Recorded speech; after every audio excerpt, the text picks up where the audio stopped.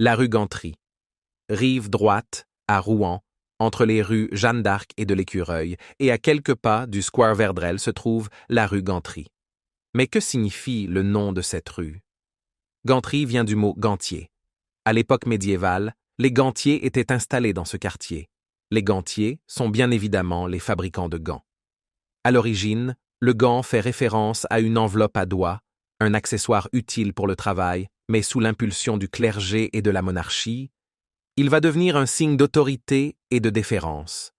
À l'époque médiévale, il prend même une valeur juridique pour sceller une donation, voire symboliser l'acte d'échange.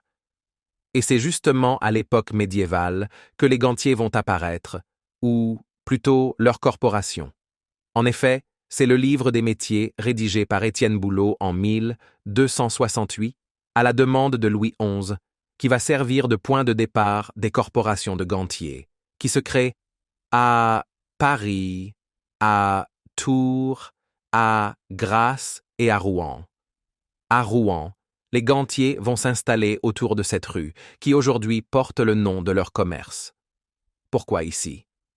D'abord, les corporations de gantiers, qui officiellement datent de 1342, s'installent surtout dans des régions où se pratique l'élevage intensif de chevreaux et d'agneaux, et où l'eau des rivières est pure et propice au tannage.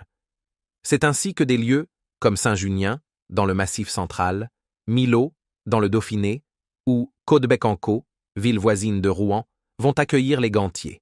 Ensuite, car à proximité, il y avait le quartier des tanneurs, et un peu plus loin, dans les quartiers des antiquaires et de Martinville, il y avait les drapiers et les teinturiers. À cette époque, Rouen était réputé pour la fabrication de draps de qualité à base de laine d'agneau. Laine d'agneau qui était également utilisée par les gantiers. Aujourd'hui, les gantiers et leurs ateliers ont disparu, mais quelques bâtiments méritent le détour, comme au numéro 34. Jetez un coup d'œil à cette jolie petite cour de l'hôtel Le Vieux Carré. Chaque après-midi, vous pouvez vous y arrêter pour prendre un verre. Et oui, car l'hôtel fait aussi salon de thé,